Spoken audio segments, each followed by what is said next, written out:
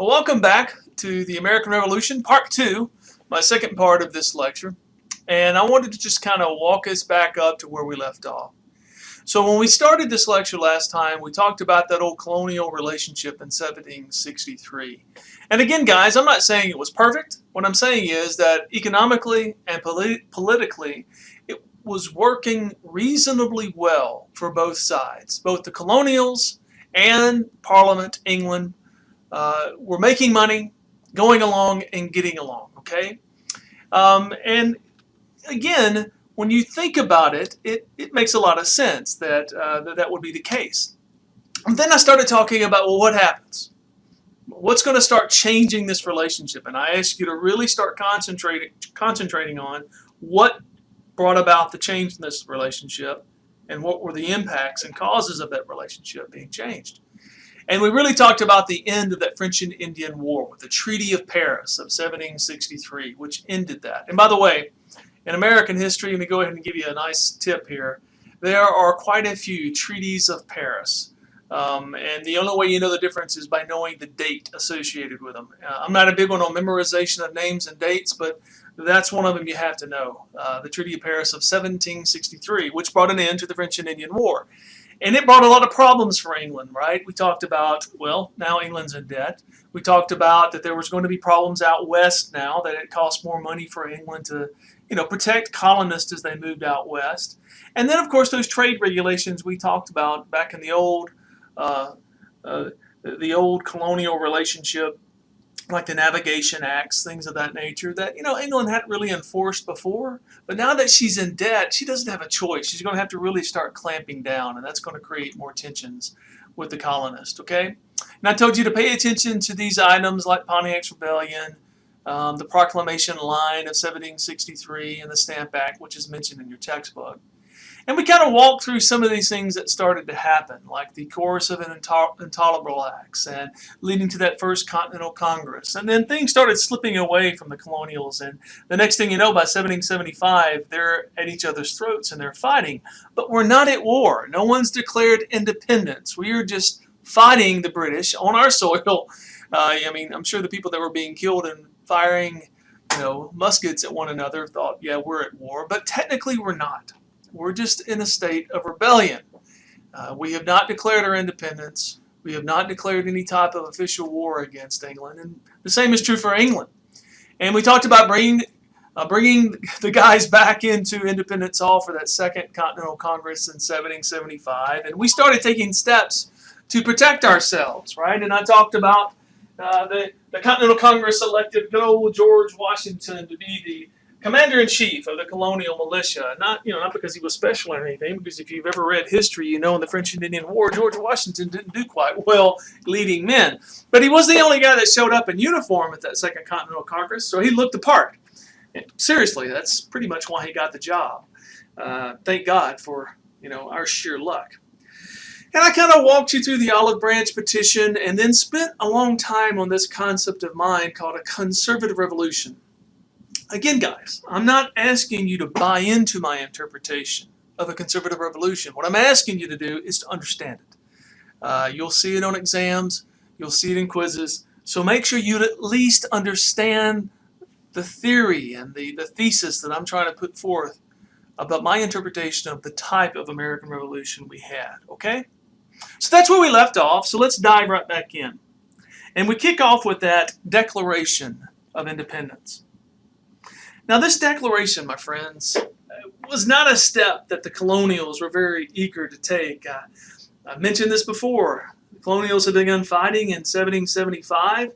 And, of course, when did we get around to declaring our independence? Yeah, a year later, July of 1776. So we fought for a year before we declared our independence. And I think this just shows just how much of a conservative revolution this truly was. This was a dangerous and drastic step for the colonials. But by early 1776, independence was our only answer. For one thing, the British were offering no concessions, right? So I'm sure you already know this from your readings. On July the 2nd of 1776, in the Continental Congress, they passed a resolution of independence. And of course, that's not the day we celebrate, because July 4th was the day the Declaration of Independence was adopted. So announcing to the world on the 4th what would be done. So technically, yes, we declared our independence on the 2nd, but we announced it to the world on the 4th. Now, the Declaration of Independence was written by committee, but it was truly the work of Thomas Jefferson. And there's something else I want you to know about this Declaration of Independence. The Declaration is a piece of propaganda. Now, why is that? Because we want approval, we want support. And don't get upset because I'm calling it propaganda. Propaganda is not lies. It's just the truth told from your point of view, right? I mean, later on, people told Jefferson that he hadn't written anything original. And he said, of course I haven't. I've just borrowed from elsewhere because I'm trying to preserve what we already have, not create something radically different. So when you're trying to appeal broadly for support, do you write about things that no one's heard of? Think about politicians today. Of course not. It'd be better just to use ideas that people are familiar with. And that's what OTJ does. Now, to understand the philosophy behind the Declaration of Independence, one has to refer to the writings of John Locke and Thomas Paine. Jefferson would have been very well versed in the ideals set forth by the Enlightenment rhetoric of this period. He was a man of the Enlightenment himself. And so Jefferson found great inspiration in the writings of guys like Locke, especially Locke's theory of man's natural rights. Okay? Now, Locke's theory held that government was a contract between the governed and those governing, who derive their power solely from the consent of the governed, and whose purpose it was to protect every man's inherent right to property, life, and liberty. Now, Jefferson's theory of natural law differed in that it substituted the inalienable right of the pursuit of happiness for property. And I'll speak more to that in a minute. Now, Jefferson is arguing in the Declaration that when the tyrannical government of King George III of England violated the natural law of the colonists, they not only had the right, but the duty to revolt. Now, another reference to Lockean theory, I don't know if I said that correctly, maybe I just made up a word, but I like it, Lockean theory. It's found in the second paragraph of that declaration if you want to look it up. So I'll just kind of read a bit from it. It says that to secure these rights, governments are instituted among men, deriving their just powers from the consent of the governed. Now this phrase is very crucial to Jefferson's claim to natural rights. The key word is among.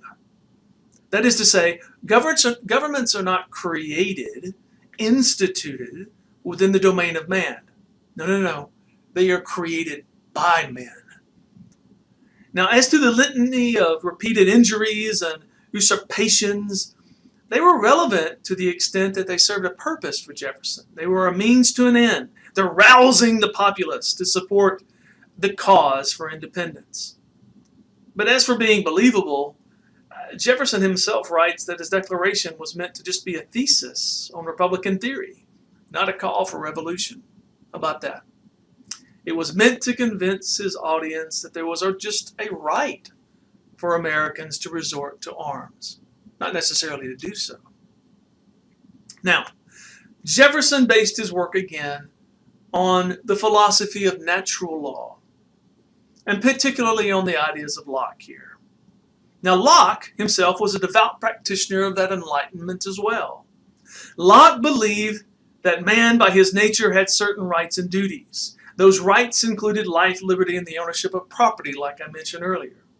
Now, by liberty, Locke meant political equality.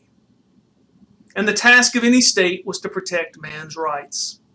States inconvenience men in various ways. Therefore, the justification for a state's existence had to be found in its ability to protect human rights better than individuals could on their own. Now, the general concept of natural law goes something like this. Now, seriously, don't go down to Dr. Gorell's class or any political science class and say, this is the perfect definition of natural law, because they'll come down here and slap me. But here's Machen's rudimentary way of looking at the concept of natural law. And it goes something like this. There are laws of nature that govern such things as the movement of the heavens and the stars. And those laws were discovered by people observing nature, utilizing their ability to reason, using their inherent rationality. So there's also natural laws that govern man's political systems, political affairs. So if you could use reason and rationality to figure out the heavens and the earth's rotations around the sun, then if you could do that, you can use reason and rationality to do the same thing to political systems.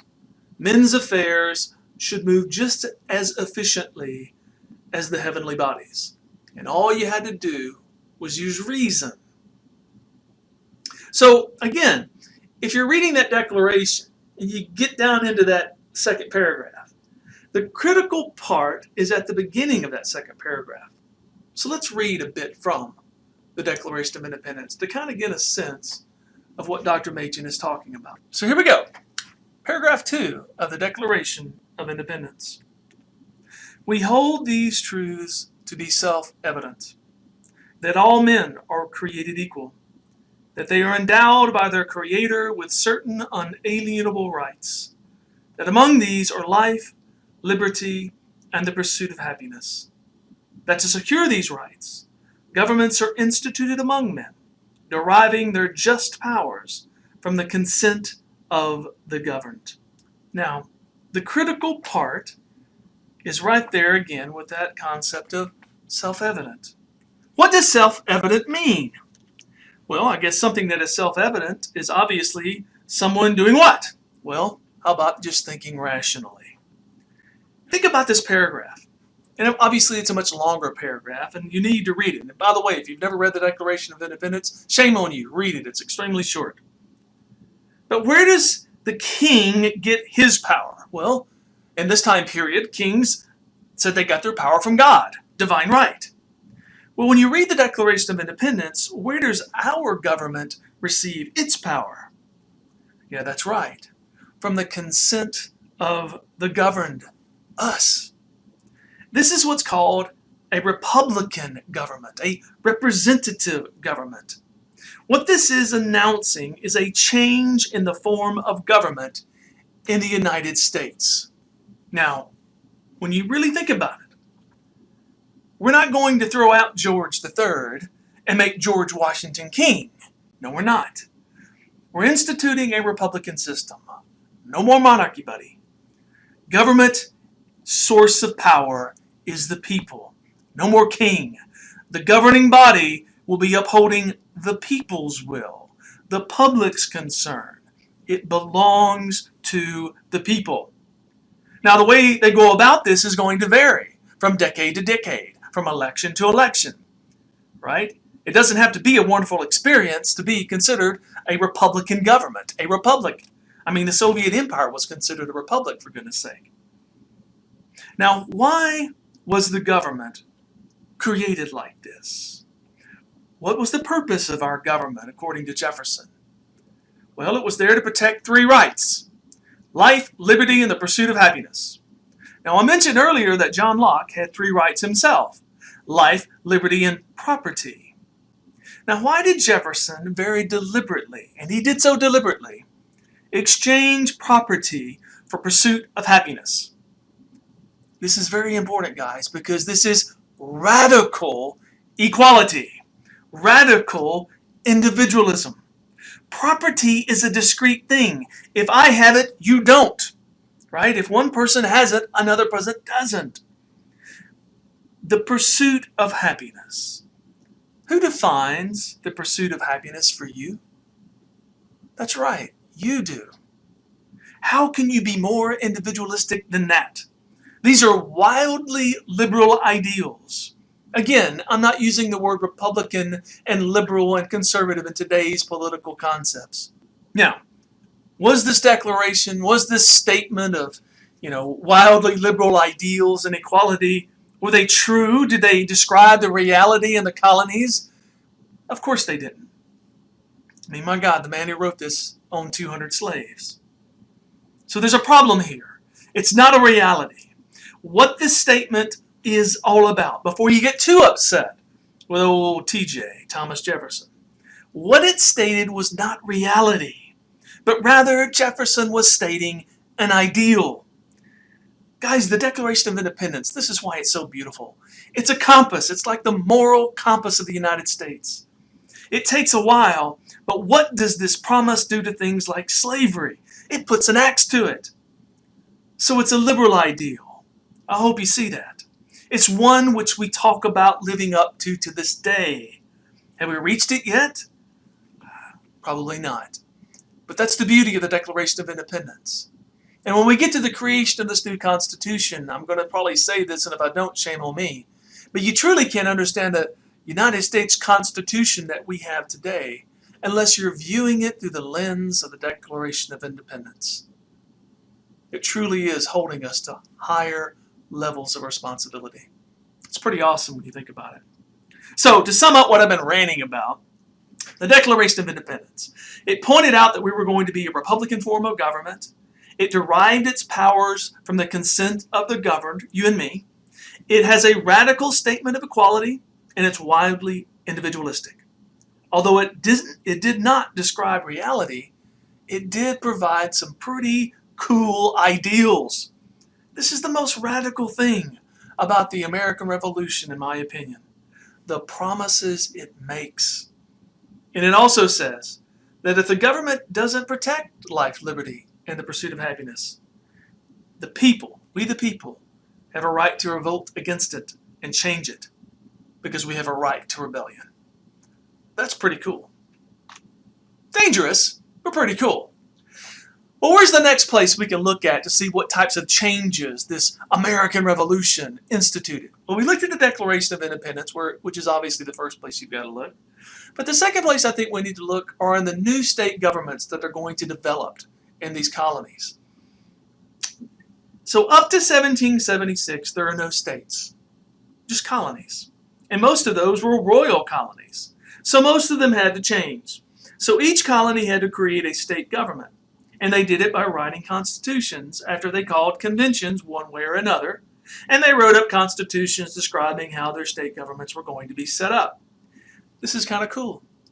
All of these colonies had set up their own state governments by 1780. And there are some things about these constitutions that are worth mentioning. The first thing, each of these newly developed state constitutions created a republican form of government.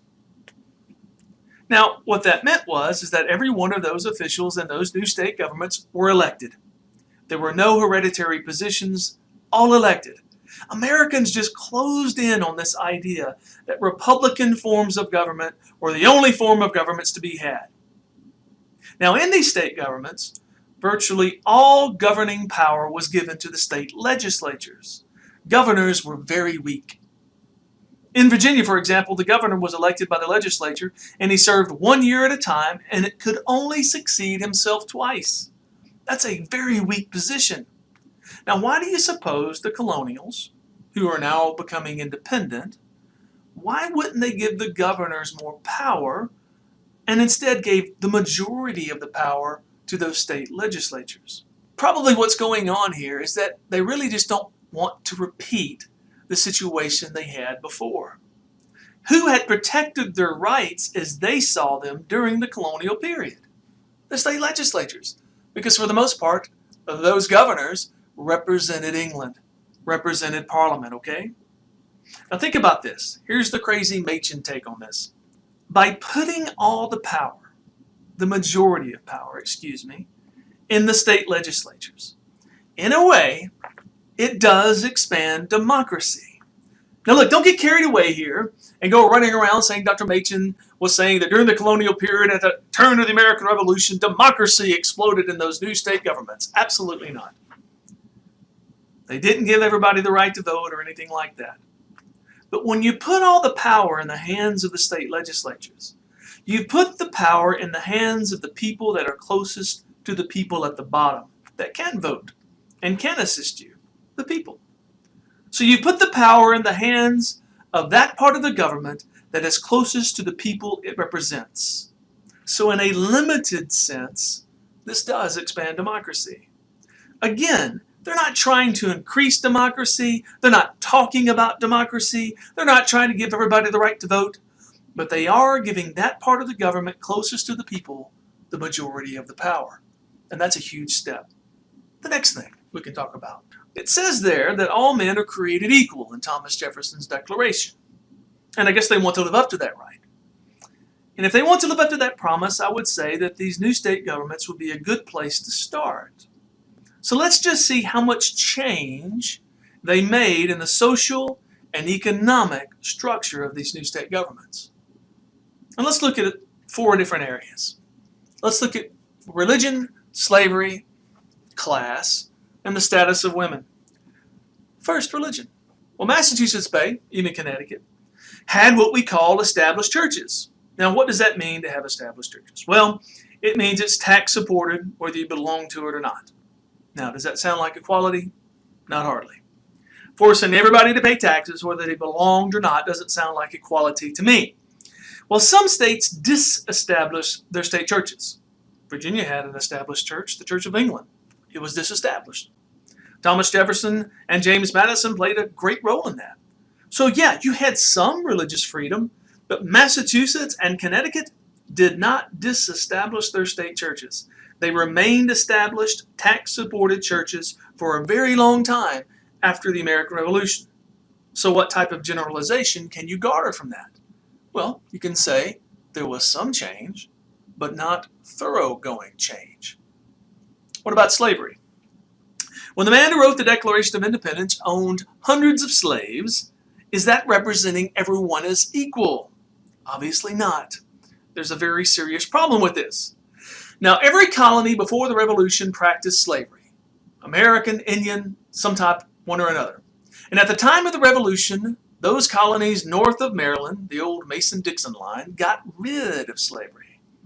Some of them in 1780, others gradually, and some longer than others. But the point is that all of them put themselves on the path of being slave-free. Every colony south of Maryland kept slavery. Now, why did some keep it and others get rid of it is a good point argued heatedly to this day by some. Well, it could be simply that those colonies in the north simply did not have the need for a workforce, a large labor force for slavery, like those of the agriculturally centered colonies of the South. Look, here's the important point. Slavery, just like religion, were there some important changes made? Yes. Was it thoroughgoing and radically done so? Absolutely not. What about the aristocracy? Some members of the aristocracy had their property taken away and sold to other peoples. Who were they?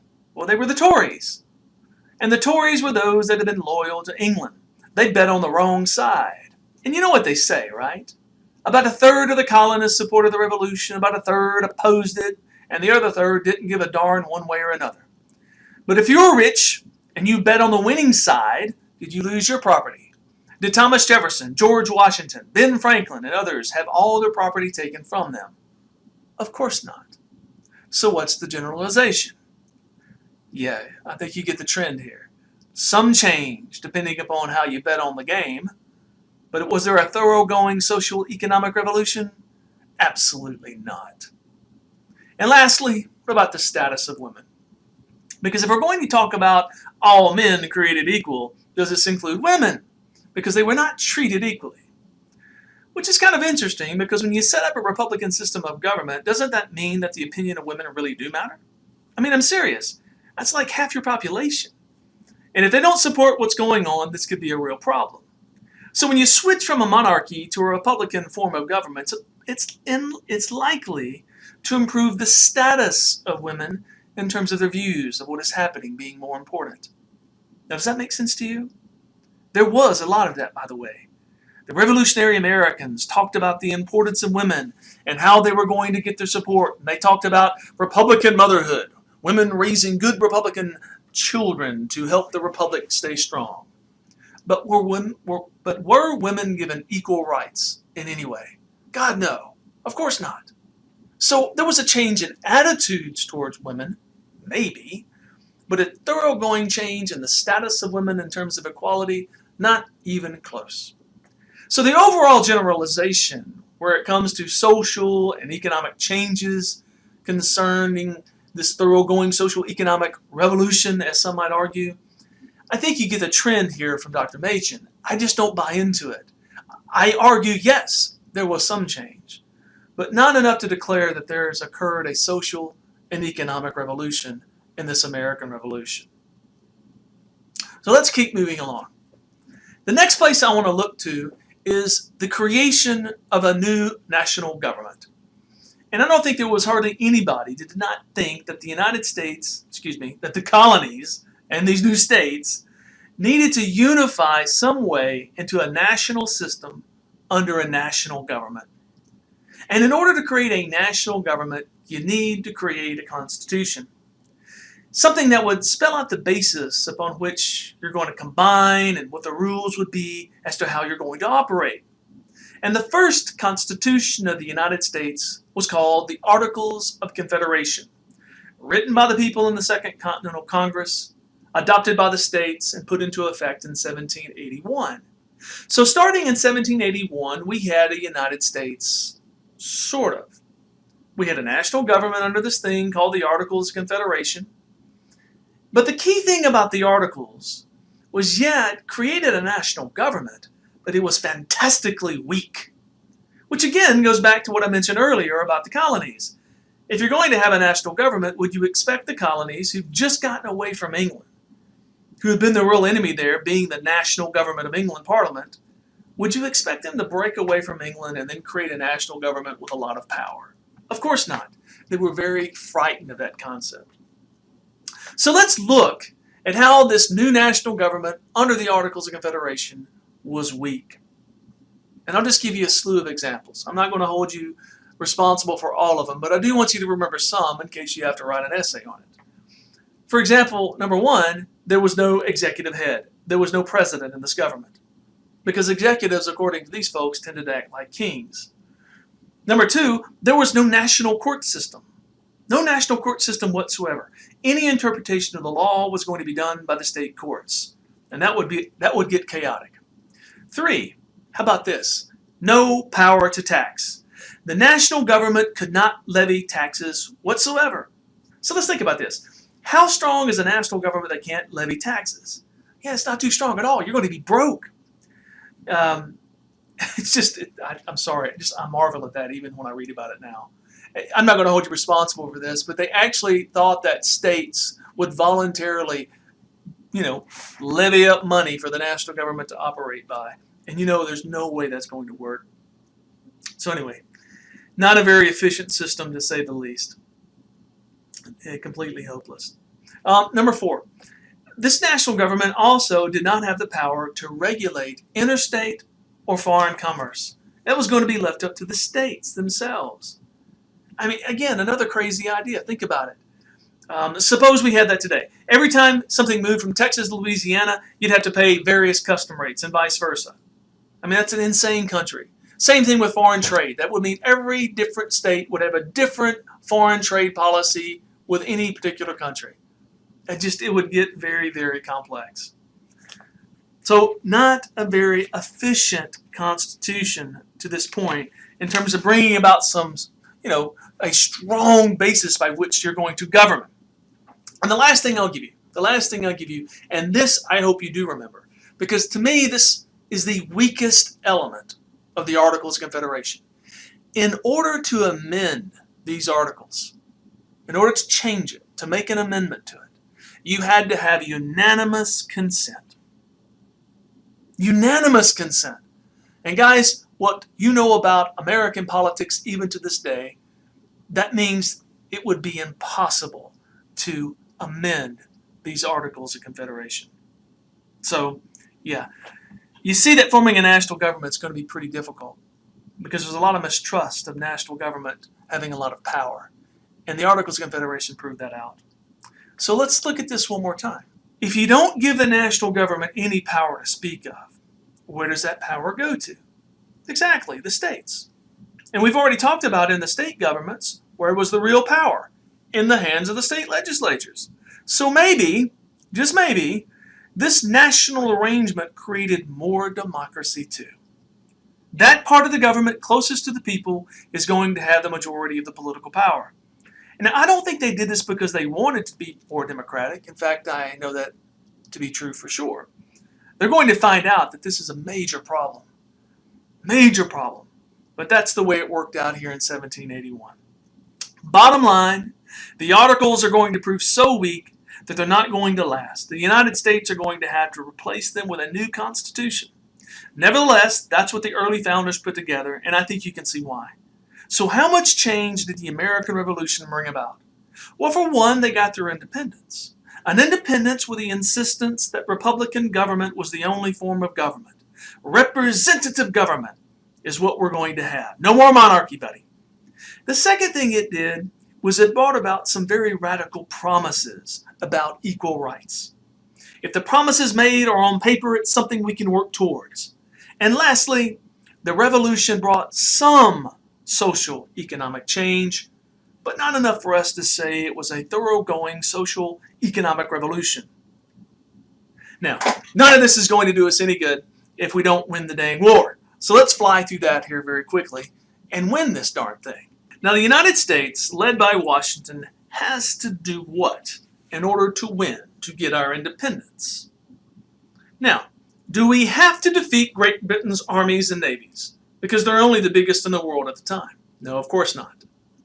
What we have to do here is convince them that it's not worth it to defeat us. I mean, seriously, think about it. How are a bunch of angry farmers commanded by one big dumb angry farmer going to defeat the greatest military force on earth at this point in time? It's not going to happen. But guys, we don't have to do this. You see, our military job is quite easier than that of England. You see, what they have to do is put down this rebellion and put those colonies back under British control. And they got to do it across a big pond called the Atlantic Ocean. So their job is a lot harder. They have to destroy the colonial armies, put them out of business, and then they got to convince the population to settle down and accept British rule once again. So what's easier, wear them out, or for them to defeat our armies and convince our people to behave? Pretty simple to think about, right? Their job is just that much harder. And if you like analogies, hey guys, jump to the American Civil War. Here the Confederate States try to secede. Did they have to defeat the United States? Of course not. What did they have to do? They had to convince the United States that it wasn't worth enough to defeat the South. It's exactly the same thing. What did the United States have to do in the Civil War?